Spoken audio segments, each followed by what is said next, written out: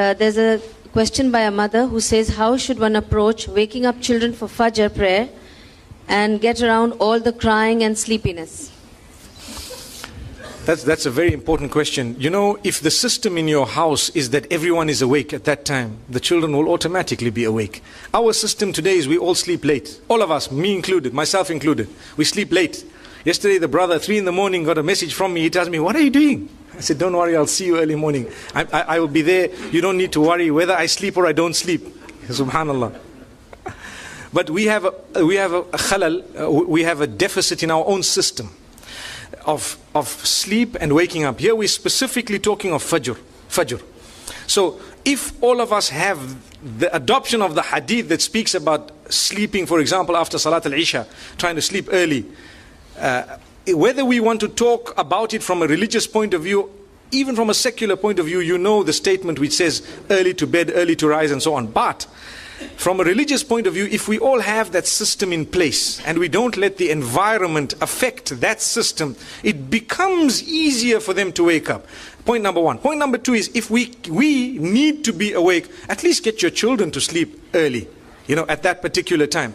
Because there comes a time when you've just slept enough. You can't sleep no more. You know, I've had my full sleep, 10 hours, gone. Now I have no option but to get up.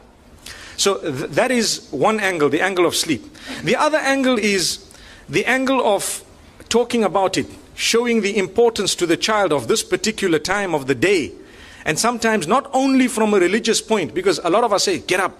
Allah will be very upset, you know, if you don't get up. I've heard parents say that. Okay? But how does it affect the child, you to say that? Say Allah is Ghafur Rahim, Allah is merciful and so on. Yes, it's a duty unto Allah, without a doubt. Without a doubt, it would be a sin, you know, especially at a certain age when it becomes farad on you, then it's a major sin. But for us to use other examples, you know, the air early morning is very fresh and so on, and you know, those who get up, they have a good day. Speak of other aspects, the other things, the other benefits of getting up. And like I say, lead by example. That is something that is that I find very, very important.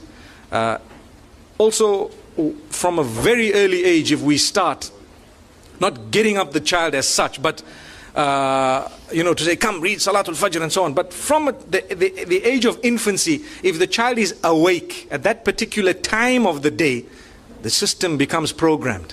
The system becomes programmed. And as the child grows older, the child will be awake. But what we do a lot of the times, now my daughter's 9 years old, for example, and we start saying, right, from tomorrow, you get up for Salatul Fajr. Come on. For 9 years, there was nothing happening. Now, from tomorrow, I must get up for Salatul Fajr. They look for loopholes, you know, this way and that way. Allahu Akbar. So, I know I've just mentioned a few pointers. Obviously, people might want to share ideas with one another. And I found this very beneficial, that parents, you get together at a school of this nature, discuss your points of success with one another.